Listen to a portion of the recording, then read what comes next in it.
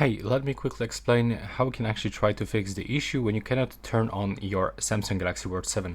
So as you can see, I've got only 1% of the battery, and I was actually trying to turn on this device without using the charger, and I wasn't able because the battery was completely out of the energy. So you cannot actually turn it on when the battery is on the 0%. So all you have to do is just to put your watch on the charger and just wait for like 5 to 10 minutes to actually get some battery, and then all you have to do is just to click and hold this home button that is located on the top right side, and then it should actually turns on.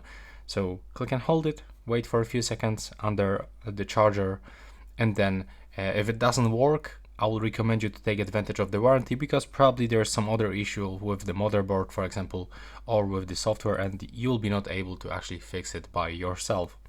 And that's it for this video right now. Please subscribe to my channel.